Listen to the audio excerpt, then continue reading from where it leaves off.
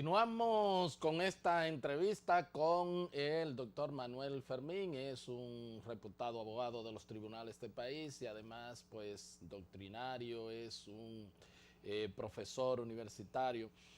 Manuel, ha estado muy activo con este tema de la Junta y Sí. las dos disposiciones contradictorias en menos de un mes o en un mes y algo, y entonces, bueno, ha estado el debate de si tiene que ser cumplido, de si es constitucional, de si es inconstitucional, y han entrado inclusive ya en la acera del frente tuya, pues unos colegas y amigos tuyos que parecen que estar pues ustedes destinados a este tipo de debates en Sí, redes siempre. sociales, en los medios. Y quería, Así bueno, es. pues que tú nos ayudaras a ver tu punto de vista, que ya se conoce escrito y todo, pero que nos ayude a entenderlo aquí. Bueno, Héctor, mira, qué buena pregunta esa también. Eh, yo le comentaba a un amigo en días pasados los problemas que se dan a veces cuando no hay coordinación en esas barras de defensa de muchos abogados, que entonces uno rompe a hablar adelante y entonces, pero dice una cosa que no debe haber dicho, después viene el otro, intenta arreglarlo, pero entonces Ah, se pone peor el asunto. Entonces yo veo un poco de eso con esto que ha pasado.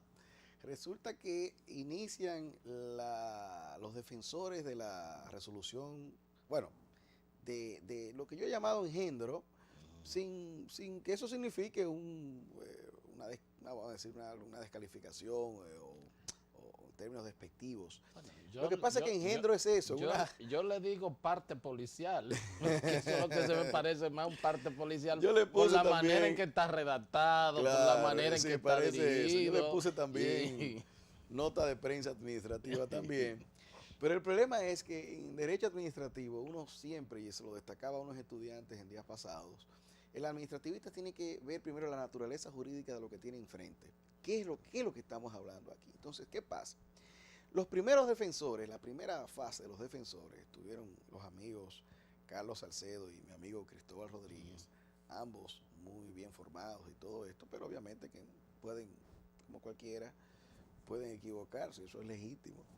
Ellos dicen, bueno, esa facultad reglamentaria de la Junta Central Electoral fue hecha conforme a la Constitución y bueno, una serie de cosas, sin darse cuenta que al decirle, al catalogarle como de reglamento, estaban admitiendo tácitamente que la Junta Central Electoral había omitido el procedimiento administrativo de consulta pública. Entiéndase. Cuando se va a dictar un reglamento, según la ley 107-13 sobre procedimiento administrativo, que abarca también las competencias administrativas de la Junta Central Electoral, tiene que hacer un procedimiento de consulta con todos los interesados, con la ciudadanía en general, para que entonces pueda formarse su opinión sobre la base de las observaciones que haga la ciudadanía. claro.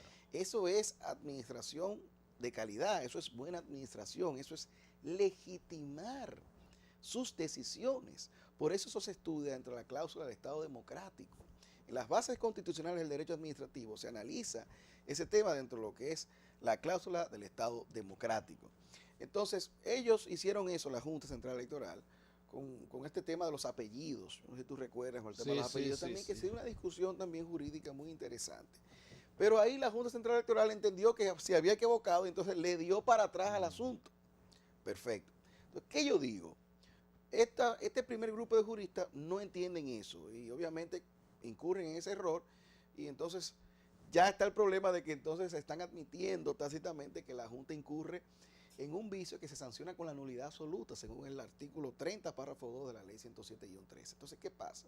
Luego viene otra camada, el profesor Olivo Rodríguez, un hombre de una formación exquisita, un Claro. administrativista de verdad, y entonces se endereza el barco, porque el barco iba camino a estrellarse por completo. Ya de hecho había encallado, pero había dado con un iceberg, pero ahora es tratar de salvarlo, ¿no? Porque es difícil defender eso, Héctor. Por eso en mi artículo yo digo, miren, el problema es si esto fuera, esto no se entiende lo que es, pero si esto fuera un reglamento, pudiera hacerlo eventualmente. ¿Por qué? Porque es de naturaleza abstracta, va dirigido a una pluralidad indeterminada de personas, contiene una especie de, podría decirse hasta disposición normativa, porque hace unas prohibiciones y de alguna manera innova en el ordenamiento jurídico. Pero bueno, Dicen que es concreta, disfrazada de abstracta. sí, exactamente. Porque, Entonces, pero porque yo digo, fue dirigida a una sola persona. claro, exactamente. Yo hablo incluso, cito una sentencia del Tribunal Supremo de España que habla de los actos ordenantes y los actos ordenados, ahí los que ordenan cosas, es decir, que organizan normativamente cosas, y otros que simplemente se llevan a concreción lo que ya existe en el ordenamiento. Pudiera entonces, es verdad, pudiera admitirse que es un reglamento. Ahora, si admiten que es un reglamento, entonces están diciendo que es nulo porque no agotó el procedimiento de consulta. Ahora, ¿qué hace la otra parte? Dice, no, es un acto administrativo de concreción consistente en una prohibición, que eso se hace en el ejercicio del poder de policía. Yo había advertido eso en el artículo, que también esa era otra posibilidad, y para mí es la que más se acerca a la realidad. Parecería ser una medida de policía de la Junta Central Electoral, que busca supuestamente restaurar la legalidad. Ahora, ¿cuál legalidad? Ahí está el problema. Porque como no hay una regulación expresa, específica sobre este tema, entonces el poder de policía no se puede ejercer al margen de la legalidad. Y más aún porque el poder de policía implica limitación de derechos por sí mismo. Entonces, eso es lo que el constituyente también regula, advirtiendo eso, y en el 74 numeral lo dice, los derechos fundamentales no se pueden limitar sino en virtud de una ley. Y después tú le sumas el 112 y la ley orgánica. Tanto los derechos, tanto el 74.2 dice que tanto los derechos y las garantías. Exactamente. O sea, que además por de los ley. derechos, sí. Y el Tribunal Constitucional ha dicho mucho eso en varias decisiones, incluyendo la 110-13, que es la que se trata el tema de la ejecución de las decisiones judiciales, con el tema de la fuerza pública, que el procurador en ese entonces, Domínguez Brito, había dictado un reglamento. Y el Tribunal Constitucional dijo, eso no puede venir por reglamento. La tutela judicial efectiva, que es un derecho fundamental, tiene que regularse por ley. Y entonces le ordena al Congreso a que dicte una ley al respecto. Entonces, ¿qué pasa? Uno ve todo esto y yo digo, mire, lo que sea, si es reglamento, si es acto, es nulo. El acto administrativo también debe ser motivado. Pero aquí también yo veo una desviación de poder, porque la finalidad de eso, Héctor, es detener un crecimiento vertiginoso, un crecimiento que tiene el expresidente Fernández. Al parecer, el gobierno ha visto esto en las encuestas, y obviamente que a mí me parece que el destinatario de eso es el expresidente Leonel Por eso Fernández. es concreto. Entonces, exactamente. Entonces, si la finalidad es esa, eso es una finalidad desviada.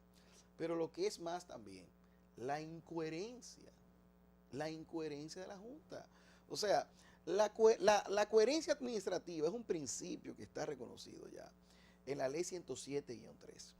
Entonces, no es posible que usted diga una cosa el 14 de mayo y el 20 usted se destape con otra cosa, cuando usted no está hablando exactamente de lo mismo, Héctor.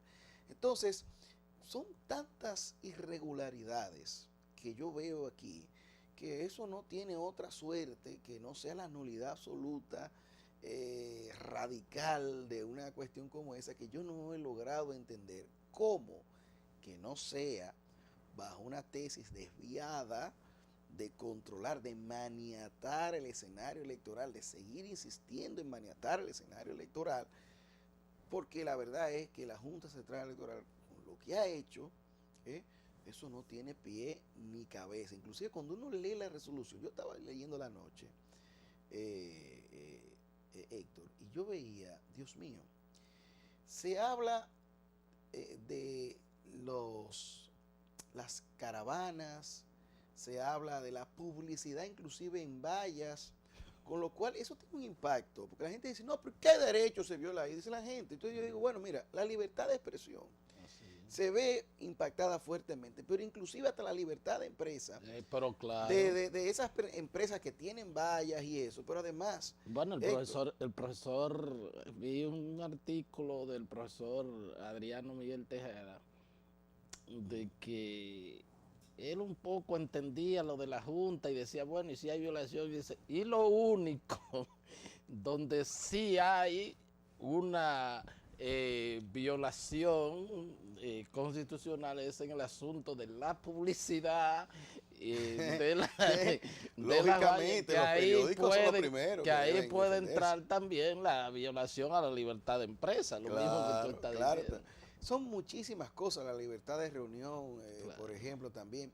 Pero sobre todo yo veo, Héctor, la libertad de expresión.